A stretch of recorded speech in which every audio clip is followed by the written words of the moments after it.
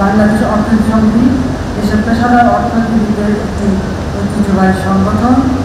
এই সমিতি সদস্যগণ নির্মোহ গবেষণা ও গবেষণারত বিষয়বস্তু প্রচারের মাধ্যমে দেশ ও জাতির কল্যাণে বিশেষ অবদান রেখে যাচ্ছে বলে আমি মনে করি। আমি এই সমিতির সকল সদস্যকে আন্তরিক ধন্যবাদ জানাই।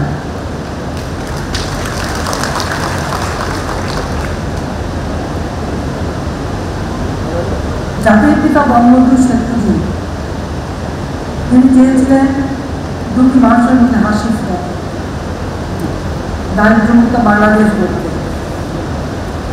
চেয়েছিলেন এদেশের মানুষ অন্তত দুবেলা দুমুঠো খেয়ে পড়ে বাঁচবে, অন্ন বস্ত্র বাসস্থান চিকিৎসা শিক্ষার সুযোগ পাবে, উন্নত জীবন পাবে। এটাই ছিল তার স্বপ্ন। পাকিস্তান নামে দেশটি হওয়ার পর থেকে এদেশের মানুষ প্রকৃতপক্ষে শোষণ বঞ্চনার শিকার হয়, এমনকি দেশের কোনো নিরাপত্তাও ছিল। আপনারা জানেন 65 সালে ভারত পাকিস্তান যুদ্ধ হওয়ার পর 66 সালে জাতির পিতা বঙ্গবন্ধু শেখ মুজিব 6 দফা দাবি উত্থাপন করেন। সেই 6 দফা ছিল বাঙালি জাতির মুক্তির সঙ্গে। এই 6 দফা দাবি অতি অল্প সময়ের মধ্যে ব্যাপকভাবে মানুষের ভিতরে আসার আলো জ্বালায়। এই 6 দফা দাবি নিয়ে কথা বলতে যেই তিনি যতবার যেখানে মিটিং করেছেন সেখানে তাকে গ্রেপ্তার করা হয়েছে বা বারবার মামলা করা হয়েছে। ফেব্রুয়ারি মাসে 6 দফা দিলে মে মাসে তাকে গ্রেপ্তার করা হল। এরপর রাষ্ট্রদ্রোহী মামলা দেওয়া হল, আগরতলা ষড়যন্ত্র। জনগণ কিন্তু তারা এই অন্যায়টা মেনে নিতে পারেনি। তখন ছাত্র জনতার বিরাট আন্দোলন গড়ে ওঠে। এই আন্দোলনের মধ্য দিয়েই মিলিটারি ডিক্টেটর আইয়ুব খান বাধ্য হয় ওই মামলা তুলে দিতে এবং জাতির পিতা বঙ্গবন্ধু শেখ মুজিবকে মুক্তি দিতে। সক্রিয় নির্বাচনে সমগ্র পাকিস্তানে একক সংখ্যাগরিষ্ঠতা পায় আওয়ামী লীগ, কিন্তু আইয়ুবের পতনের পর ইয়াহিয়া খান ক্ষমতা আছে, সে কিন্তু ক্ষমতা দেয়। জাতির পিতা অসহযোগ আন্দোলনের অভূতপূর্ব সে অসহযোগ আন্দোলন যে নির্দেশনায় 25 নম্বর বঙ্গবন্ধু ভবন থেকে যেত, সেই নির্দেশনায় এদেশের মানুষ 25শে মার্চ ইয়াহিয়া বাহিনী বাংলাদেশের ভাবে হত্যা শুরু করে।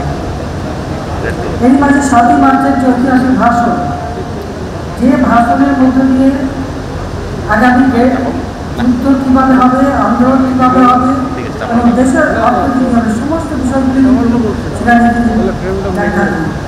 আমাদের ইতিহাস থেকে ভবিষ্যৎ করণীয় সেই নির্দেশনা দিন এবং যুদ্ধে সকল মানুষকে একত্রিত করার আহ্বান জানায় এবং সেই আহ্বানই জনগণ সাড়া দেয়।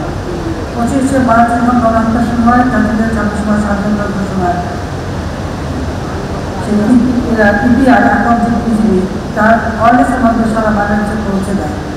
সংগ্রাম পরিষদের নেতাদের কাছে সেটা পৌঁছে দেয় সমস্ত পুলিশ স্টেশন থেকে পুলিশ বাহিনী।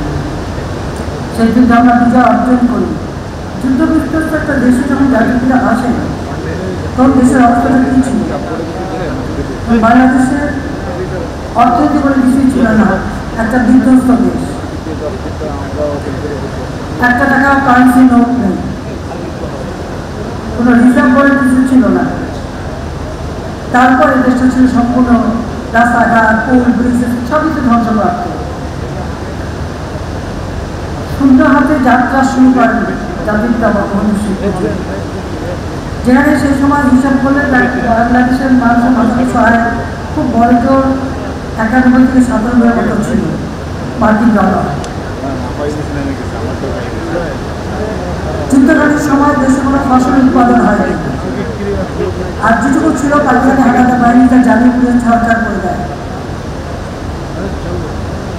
প্রচন্ড খাদ্য অভাব, কারেন্সি নোট নেই, কোনো অর্থনীতি বলে আসলে কোনো কিছুই ছিল না।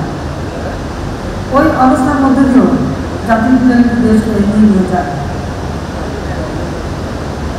তিনি কিন্তু পরিকল্পনা কমিশন গঠন করেন, পঞ্চবার্ষিক পরিকল্পনা প্রণয়ন করেন এবং দেশকে এগিয়ে নিয়ে যাওয়ার এবং একদিকে যুদ্ধ বিধ্বস্ত দেশ গড়ে তোলা, একদিকে সেই মুক্তিযুদ্ধের নির্যাতিত মা বোনদের পুনর্বাসন, আহত মুক্তিযোদ্ধাদের চিকিৎসা, বিধবাদের আর্থিক সহায়তা করা থেকে শুরু করে সেই কাজগুলি যেমন করেছেন, অপরদিকে তিনি আমাদের দেশটাকে সামনের দিকে এগিয়ে নিয়ে যাওয়ার পদক্ষেপ নেন।